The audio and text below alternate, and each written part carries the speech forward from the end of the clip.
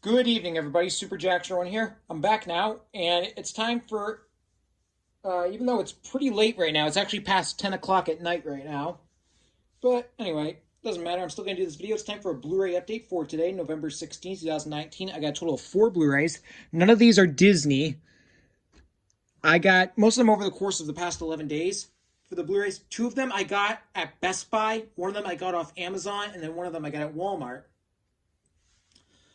So we're going to show these all in order when the films come out. These first 2 movies I got at Best Buy in Warwick, Rhode Island earlier today, and these are Christmas classics. These are 2 Christmas movies and 2 of my favorite Christmas movies. First up, we got the Blu-ray of Home Alone.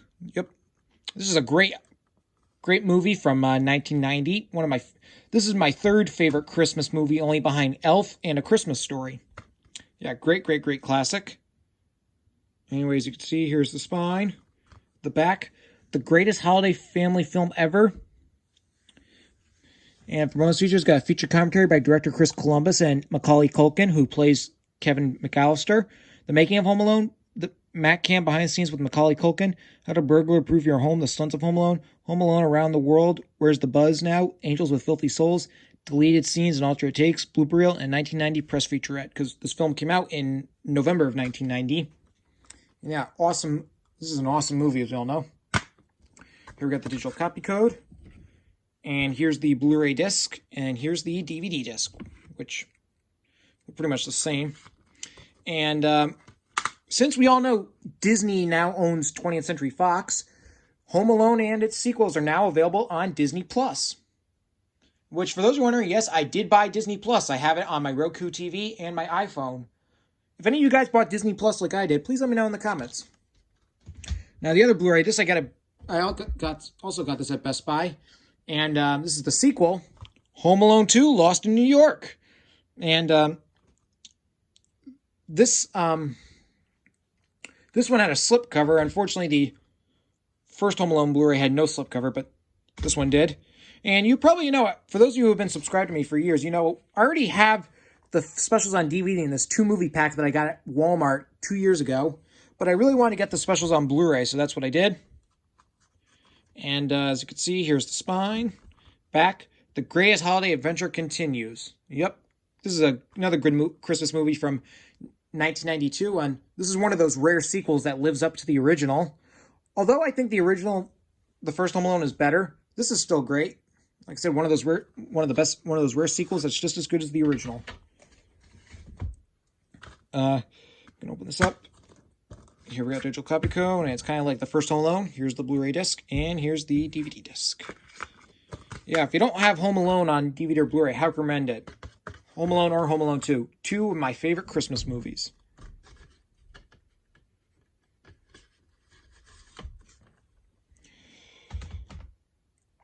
All right, now this one I got off Amazon a couple days ago. This is a real classic. Yep, this is Almost Famous. This is the bootleg cut. This also includes the bootleg cut. Yep, this is a great classic from 2000. Saw this film for the very first time recently. I saw this for the first time about a couple days ago in my film appreciation class, a class that I'm taking in for the first semester of my senior year of high school. For those of you who don't remember, I explained in another video that it's basically this class. We talk about camera angles, shots, or like that, and our teacher shows us these movies, and he recently showed us this movie. And this is kind of similar. I liked it so much I decided to buy it on Blu-ray. This is kind of the same situation with last month when I bought the Blu-ray Goodfellas. You might see a couple random movies in the next few Blu-ray updates. If there's a film that we watch that I like so much to the point where I want to buy the Blu-ray, then that's what will happen. But yeah, this is a great movie. If you have not seen this movie, I definitely recommend it. Actually, I haven't seen the bootleg cut yet. I think the version I watched was the theatrical version, so I gotta check it out. Wait, the back. The best rock and roll movie ever is stated by Joel Siegel of Good Morning America. And also says, a delightful coming-of-age comedy stated by David Anson of Newsweek. And there's a quote, with this bootleg cut, you will feel much more like you're on tour with the band, and you have a chance to get to know the characters in much greater depth, said by the film's director, Cameron Crowe. And for bonus features, we got a commentary by director Cameron Crowe, intro by Cameron Crowe, the making of Almost Famous, B-side, behind-the-scenes footage, Love Comes and Goes, the demo vocals by Nancy Wilson, Small Time Blues, Fever Dog, music video, Cleveland Concert, Stairway, interview with Lester Bangs, Cameron Crowe's top albums of 1973, and Rolling Stone articles, and the script. Yep. I'm going to open this up. And we got an Eco case right there. And here's the disc. It's a Blu-ray since this is a Paramount Blu-ray. Yeah, if you have not seen Almost Famous, definitely recommend it. Now, this Blu-ray, this I got at Walmart in North Island about 11 days ago, back on November 5th. And this Blu-ray came out on November 5th. Sorry, I kept forgetting. I never did an update yet. This is the 4K Blu-ray of Hobbs and Shaw. For those of you who don't know what this is a Fast and Furious spin-off. This focuses on the Fast and Furious characters Luke Hobbs, played by Dwayne "The Rock" Johnson, and Deckard Shaw, played by Jason Statham. And this was a pretty good movie. I saw this in theaters on opening night, August 2nd, 2019. We all know this is a somewhat controversial film that was made. This film basically was made starting with a feud with happened with Dwayne Johnson and Vin Diesel on the set of the 8th film, Fate of the Furious, Fast and Furious film, Fate of the Furious. Apparently, Vin Diesel canceled a lot of Dwayne Johnson's scenes, and then he got into some kind of feud with Tyrese Gibson, who plays Roman, and they announced the production of this movie about 2 years ago, and then it delayed the release of the first of the 9th Fast and Furious movie, because the Fast and Furious 9 was originally scheduled to open back on April 19th, 2019, but then they postponed it to 2020, and this film initially took that spot, I believe, but then Hobbs and Shaw went through a couple release date changes and finally was released on August 2nd.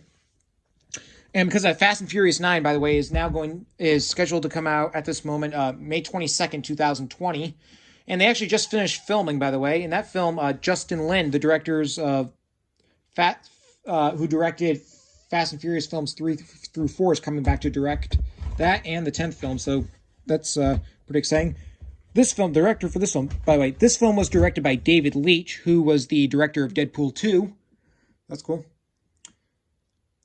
And apparently when they announced the spinoff, Tyrese Gibson got so angry at The Rock that he went all over on Instagram and Twitter and stuff like that.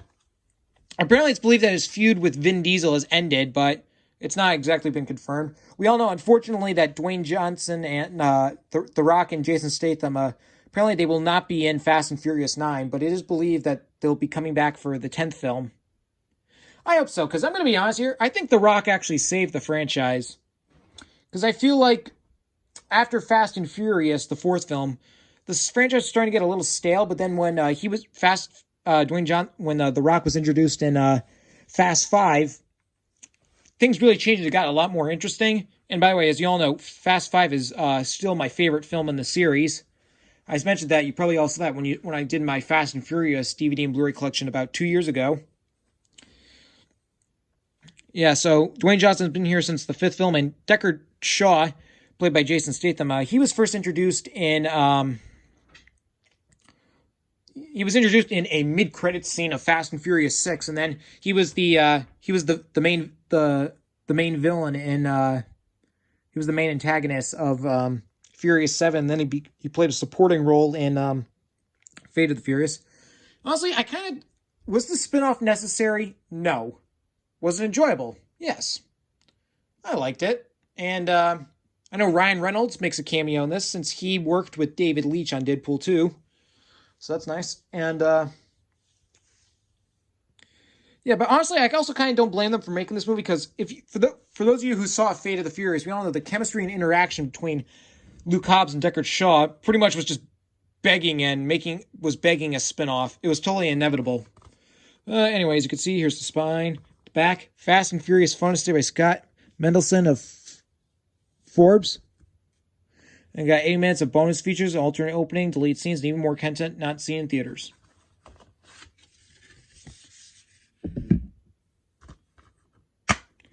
Here we got the digital copy code. A little piece of the case is a little bit damaged, but that's okay. Here's the 4K Blu-ray, which has artwork. You can see Luke Hobbs, Deckard Shaw, Brixton, Shaw's sister, and one other character. I can't remember what her name was. And here's the regular Blu-ray, which is a black disc since this is a Universal Blu-ray.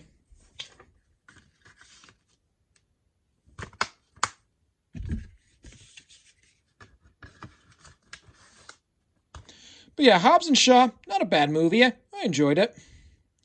I am looking forward to Fast and Furious 9, which I said is coming out May 22nd, 2020, which I am a little disappointed, though, that The Rock will not be in the movie, but it is believed he'll be back for the 10th film, so that's good. But yeah, I liked Hobbs and Shaw.